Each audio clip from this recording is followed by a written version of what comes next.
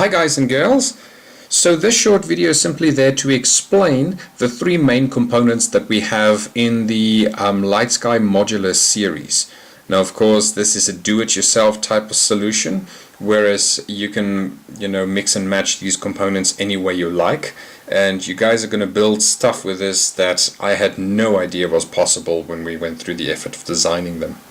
So from these three modules, two of them are optional, the compulsory one being the microcontroller unit, of course. Any project that you develop will require at least one microcontroller in order to give it some intelligence.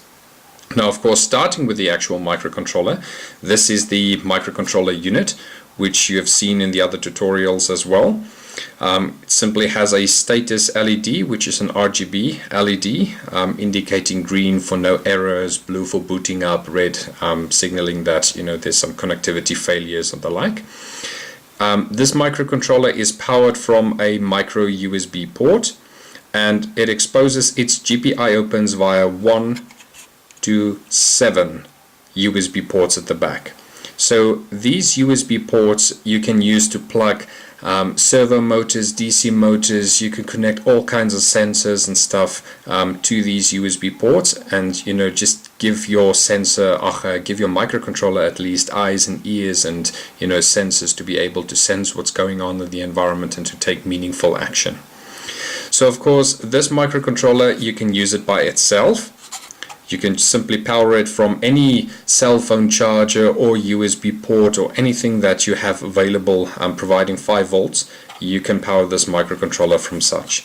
Of course, if you would like to use this microcontroller in a remote location, you can also equip it with a battery pack like this one. We call it a UPS, but it's not really an uninterruptible power supply per se. It's just a lithium polymer battery on the inside with a step-up regulator that's converting the 3.7 volts, which is the nominal voltage for a single cell lithium polymer battery. We're stepping that up to 5 volt as required by USB, of course.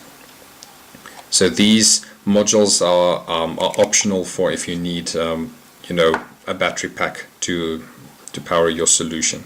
Now this one here, this is a power supply unit. As you can see, it's got a C8 connector on the one end, and as input it takes 220 volts AC and it steps it down to 5 volt DC on both these USB pins. So for both the battery pack and this one, you can actually use them as for charging your cell phones and all of that as well. I mean, this one in essence is very similar to a power bank that you use to charge your phones with, whilst this one, wherever you have 220 volts or house power available, you can use this one to power your microcontrollers with as well. So just to demonstrate the modular design, just going to take a standard USB to micro USB cable, and we're going to plug this into upside down as always, and we're going to plug this into the microcontroller. There we go. And just going to power this from my laptop that's standing right next to it. USB upside down again, and as you can see, standard green light, all is good. But we don't necessarily want to use this with with our laptop. We don't always have a computer close by, so we would actually like to power this from this module over here, which is the step down transformer. And as soon as I can find my power cable, which is here, I'm just gonna plug this one in here, and we're gonna switch it on, and we have a working microcontroller again. Now of course, demonstrating the battery pack, let me just grab another cable in here.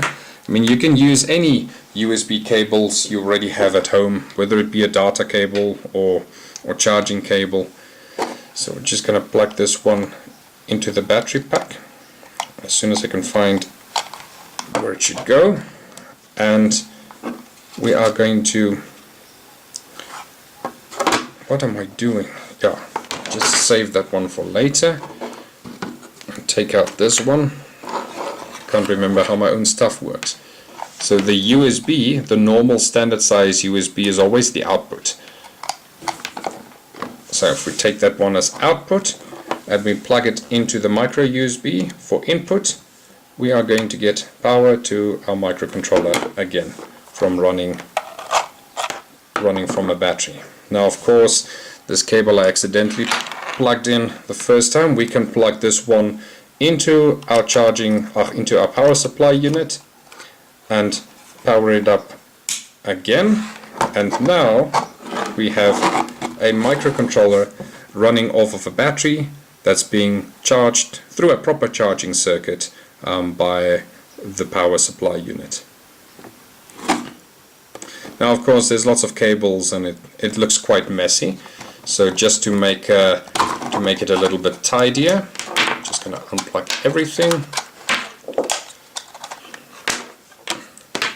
We have these little holders here that you can simply use to fit your modules in. So I'm plugging that one in there, and this one in. Let's put this one in the top, and this one in the middle.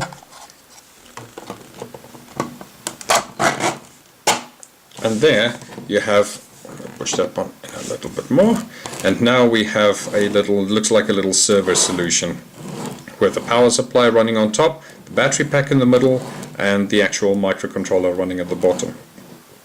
The only thing worthy of mention here is that all the USB pins that you see, or ports at least, all the USB ports provide power, so you can use them for powering the microcontroller, for charging cell phones and the like, whereas the microcontroller itself, with its USB ports, it also provides power, but there are also data pins connected to each one of these. So if you're going to connect a servo motor, for example, you can plug it into any one of these microcontroller pins, labeled D1 to D6 at the back, D7 on the front.